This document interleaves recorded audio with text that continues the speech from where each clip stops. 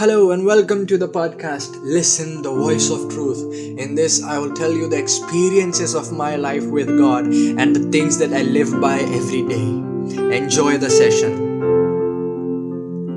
In our school days or in our early days when we were just kids, people sure would have told you this story, this very fine story that I remember from my childhood. Whenever I spoke about something that I wanted to do in life, I was always told this story. If a boy goes to a place where he meets a sage and the sage starts to prophesy over the boy and he says that this boy is going to be a great engineer or a great astronaut or a great pilot, and listening to that, boy decides to just sit at home and say that he has prophesied that it will be so for me and I will just sit and it will happen. I believe in the prophecy. Will the boy ever be able to get to the destiny where he can say that that prophecy was fulfilled? No, not a chance. Because to get to a certain place, you all know you need to work in a particular order to get a desired result, right? If that boy just goes home and sit at home and leaves every effort that he was once doing to become someone great, he won't be able to reach that point. And this story was told every time I spoke about something I had an ambition of. I wanted to become something good. They used to tell me this story in their own versions, of course, but this was the main matter,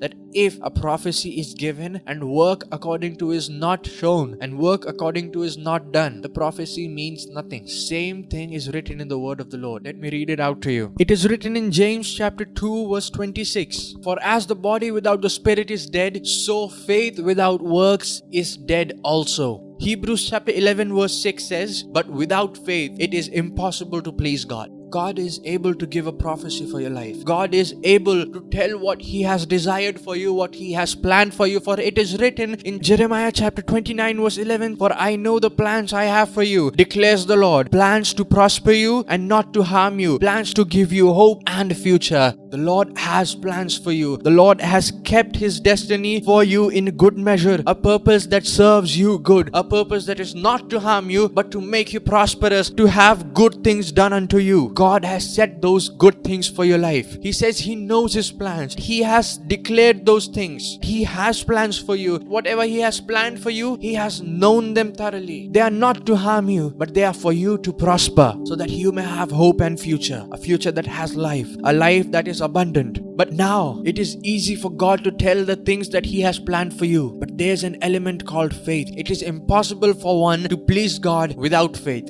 Anyone who comes to the Father must have faith or must believe that God is. Nowhere does the Bible tries to prove that God exists, but it only says that God is. It is you who must make the decision that you want to believe that there is a God or not. It is very easy for God to lay down before you the timeline of your life, that at this point you have reached, this point you will receive some bad news, this point you will receive some good news, and this is the time where I have kept the blessing for you. This is the time where I have kept all the good things for you. This is the time when you will face a little depression. This is the time where you will exceed in everything that you own and everything that you touch. You will have success. It is very easy for God to do so. From start to your end, He can tell every detail of your life. He loves you. He knows you more than you know yourself. God loses nothing if He tells you all the good that He has kept for your life. But why hasn't He disclosed all those good things that He has kept for you? They are good things, yes, we know. Then what's the problem for God to disclose those things unto you? Faith is the very element that God requires in your life. Faith is the very thing that He wants you to have, that if you believe, you will receive. Just the word of the Lord. Why does He want you to have faith? He has already told He has plans for your life. He knows the plans that He has made for you. They will prosper you. They will make you better. They will make you successful. He said this. He told you that I have good plans for you. We don't know what are those plans, but He says, I know those plans. With faith, we should walk. With faith, we have to maintain on the good life that we have, on the good path and the narrow path that God suggests us to walk. Choose the narrow path, He says. Why does He want us to have faith? Let me tell you something. There is a very powerful man, a man who does not like many people to know about him. He does something great and does not want his name to be disclosed. One time, there was a community who was in problem, and this man shows up. No one knows that this is the one who did all the other great things, and they start asking him questions. Are you the one who will deliver us from this problem? Are you the one who has the solution? Can you bring us out? He says, yes, I am here to take you out of your problems. And this is what the bad thing in people in the present age is. What are you gonna do? How are you gonna do this? Who is with you? What is the proof that you will get us out? They want to know each detail, that how will you do it? When will you do it? What is the possibility that you will succeed, and what is the possibility that we will receive what you claim you will give us?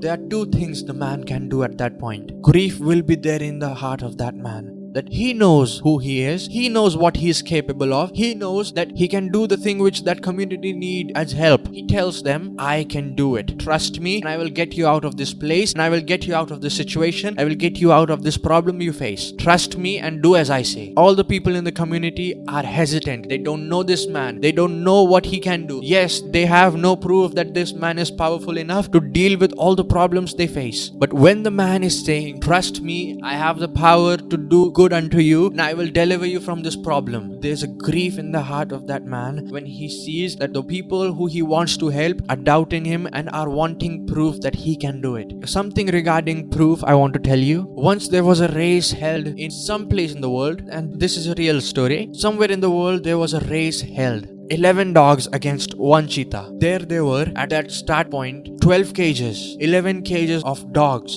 and 1 cage of a cheetah. Everybody in the stadium were ready to witness the race. The announcement is made, dog versus the cheetah, and this cheetah is considered to be the fastest animal on land. Slowly everybody gets ready. The person who is about to fire the bullet says, get set, ready. 3, 2, 1. He fires the bullet. All those cage opens up and all the 11 dogs rush to finish the race. But the cheetah is right there in his cage sitting. And a very clear picture from the end of the race is taken where all the dogs are running towards the end and the cheetah is just sitting in his cage chilling. And the caption read, trying to prove yourself will cost you your own respect. When all the people asked, why did the cheetah not run? The one who owned that cheetah responded, self-respect is more than trying to prove yourself. Now coming back to the man, he will have that grief in his heart that I am telling them that I can take them out of the problem and they are still doubting me. He can do two things. With a heavy heart, help them out and choose to leave it. Now, if that powerful man finds that the people in the community are grateful to him, are patient, are putting their faith in him, what will he give them? He will take them out of the problem they are in and will give them freely and will be gracious on them and will have his favor on them that they can get better. Yes? That they can come out of the situation that they are not able to face. He will take them out of the problem. He will do anything to solve that problem. When he finds that the people are questioning him and are not doing as they are told and are questioning him back and are doubting him and are not supportive and are always doubting and not putting their faith in him, he can choose to walk away because he is disrespected, because he is not honored. Same thing is with God. If the Lord has spoken, I have plans for you, plans that I know, plans for you to prosper, not to harm you. Trust me, have faith in me, and I will get you to the place where I have kept all the things in good measures for you, where I have kept all the things for you to prosper. Trust me, follow my lead, do as I say, and I will take you to that holy land. I will take you to the place where all those things are good. I will take you to the place where there are rivers of honey and milk. Follow me, trust me, do as I say. It is impossible to please God without faith. One that cometh to the Father must believe or must have faith that God is, that He is. Now, listen to me carefully. There is no proof in the Bible that God exists, that there is a God. But it is only your faith that makes His works manifest in your life. Now, when you have faith in God and when you obey the Word, the very Word that He has given to you, which we now know as the Holy Bible, when you read the Word of God, when you obey the Word of God, in faith, in good respect, in reverence, and in good fear, you obey the Word, you are showing your faith in God. And it is written, as the body is dead without the spirit, so is faith dead without deeds. If you have faith in God that He has all the things good for you and He calls you to a certain place, if you walk towards that certain place where He is calling you in the particular directions that He has instructed you or commanded you, it is your faith that pleases God to give you the favor. When you trust God, when you put your faith in Him, He releases His favor over your life. He is the one who adds grace unto your life. He is the one who pours out His favor over your life, and with His favor comes the favor in the sight of men. When God gives you favor, people will give you favor. When God will give you grace, people will show you grace because the grace of God is upon you. This is not a prosperity message, but this is a fine calling for you to step out in faith. That what the Lord has called you to do it. That what the Lord has called you to do and not told you His absolute will, whatever you do it in faith. Please God, and you cannot please God without faith. Whatever you do it in faith. Do it unto God. Now when you have faith, before that you hear the word of God. It is written in the word of the Lord, faith comes by hearing and hearing by the word of God. How will you develop your faith? When you hear the word of God, you produce faith within you. Not just any random person's words, but when you listen to the word of God, when you give your ears to the word of the Lord, you produce faith within you. And how do you hear the word of the Lord? When you are in the presence of God, the word of the Lord will be made flesh unto you, will be made manifest before you, will come alive for you. What is the presence of God?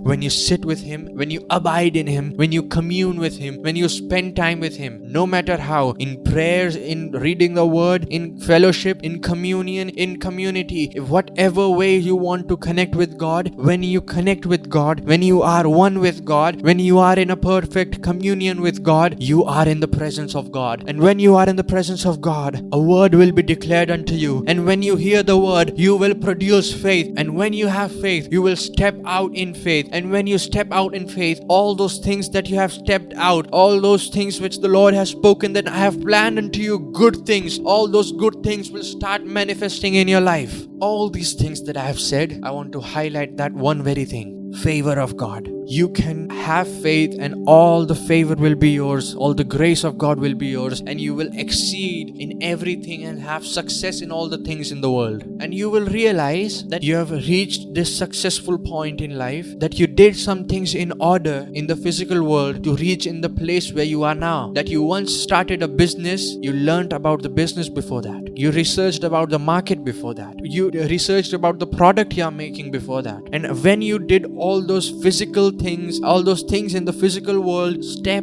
by step in order in a particular manner, you are now in a successful point. You will have this question, even if I did all those things without God, I would be successful, because every hard work has a reward. And if I do the hard work, I will definitely get the reward. Now let me give you a perspective. You can work out various things in the physical realm and will reach a certain point of height in life. But the point that is higher than that will only be opened to you through the favor of God. But the point that is higher than that is better than that is more precious and beautiful than that, will only be opened to you by the favor of God. With all the talents and the things you do in the physical realm, you can get yourself be presented in front of the King. But the King choosing you will be only by the favor of God. That when He lays His eyes upon you, no matter how good your works are, you will find favor in His eyes. Just as the Queen Esther. It is written in Esther chapter 2 that Esther was presented before the king, and with Esther were few more young women presented before the king to choose to take unto himself as queen. And it is written for the other ladies. And it is written for the other ladies that before they could even present themselves to the king, they had to complete a 12 months of beauty treatment prescribed for them, 6 months of oil and myrrh,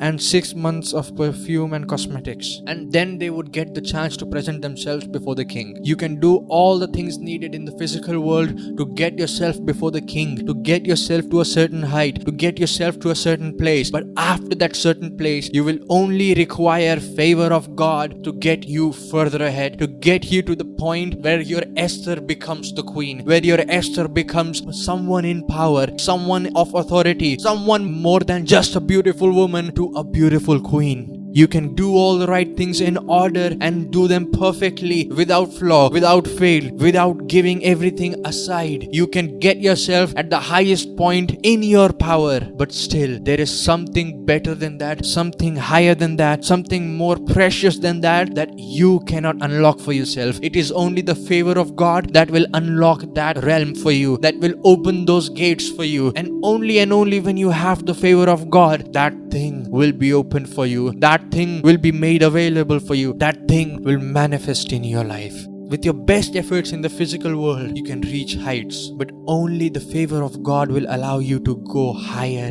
better, stronger, and more precious. It is written for Esther that Esther won the favor of everyone who saw her. She was taken ahead forth. Whatever you do can reach you a certain place, but it is only the favor of God that will allow you to go further ahead, that will allow you to break rules and the laws of the natural things, but you will receive a supernatural favor. You will receive a supernatural advancement. You will receive something unexplainable to the world. You will receive something that the world has not seen before, that the world has not experienced before, that the world does not understand. It is the favor of God that will lead you, advance you, and take you to heights that no man can take, that no man can attain, that no man can fathom, that no man has ever known. All the things that no eyes have seen, no ears have heard, no mind has understood. God, the favor of God will allow and unlock all those things unto you. The favor of God will manifest all those things unto you. The favor of God will open the doors of heaven unto you, and you will see yourself going further ahead, your imagination, going across the things that your power cannot take you, only because you have the favor of God.